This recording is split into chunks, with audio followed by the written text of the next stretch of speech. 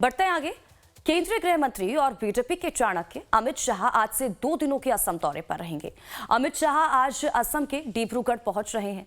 डिब्रूगढ़ में सरकारी कार्यक्रम में शामिल होने के बाद अमित शाह गुवाहाटी में पार्टी नेताओं के साथ चुनाव की रणनीति पर चर्चा करेंगे। विधानसभा चुनाव से पहले अमित शाह की यात्रा महत्वपूर्ण मानी जा रही है। संभावना है कि अमित शाह पार्टी नेताओं के साथ यहां पर बैठक में सहयोगी दलों के साथ सीटों के बंटवारे पर भी मंथन करेंगे। बताया यह भी जा रहा है कि बीजेपी असम विधानसभा चुनाव सहयोगी दलों के साथ लड़ने जा रही है। असम में हैट्रिक लगाने में जुटी बीजेपी पूरी तैयारी के साथ चुनावी मैदान में उतरने का प्लान तैयार कर रही है। पीएम मोदी के बाद अमित शाह का असम दौरा ये बताता है कि बीजेपी के लिए असम कितना महत्वपूर्ण राज्य है।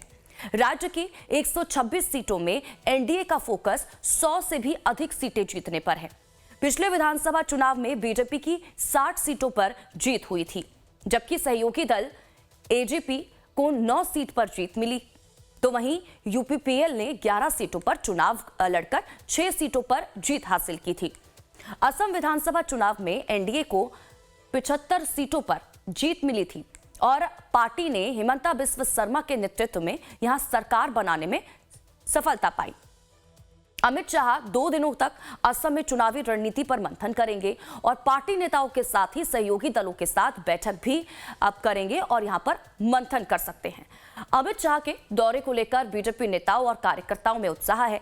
इस बार के चुनाव में कांग्रेस से कड़ी टक्कर मिलने की आशंका को देखते हुए बीजेपी के दिग्गज नेता अभी से ही चुनावी तैयारी में जुट चुके हैं।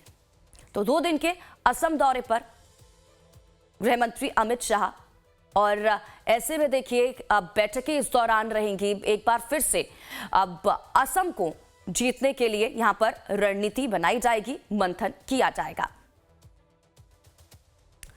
तो आज डिब्रूगढ़ पहुंच रहे हैं अमित शाह और देखना यही होगा जब वो पहुंचेंगे तो जो बैठकें होंगी उसमें क्या कुछ फैसले लिए जाते हैं, क्या कुछ तस्वीरें सामने निकल कर आती हैं।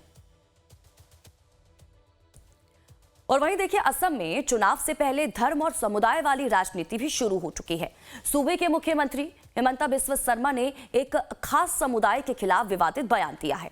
उन्होंने कहा कि रोजमर्रा के कामों में इस समुदाय को परेशान किया जाए ताकि वो राज्य छोड़ने को मजबूर हो जाए। हिमंता बिस्वा शर्मा ने कांग्रेस पर भी आरोप लगाए कि उसने इस मुद्दे को गलत तरीके से संभाला। सुनाते हैं आपको। केस दियक पुलिसे विचार करिब किन्तु मियाकेतो कष्ट দিব গৈছিল নহয় গতিকে জুনে যেনেকে পাৰে মিয়া কষ্ট দিয়ক না, আপুনিও দিয়ক না। ৰিক্সাত উঠিলে 5 টকা ভাড়া হলে 4 টকা দি দিব। और वहीं देखिए फिर बढ़ते विवाद के बाद सीएम हिमंता बिस्वा शर्मा ने सफाई पेश की है। देखिए उन्होंने क्या कुछ कहा।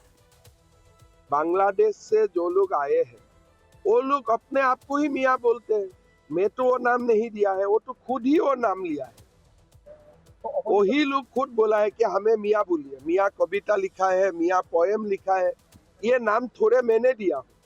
अपोजिशन ने बोलता है कि मियाँ मियाँ ही करते हैं। अरे मैं अगर मियाँ मियाँ करूं, वो भी असमिया असमिया करे, आपत्ति क्या है?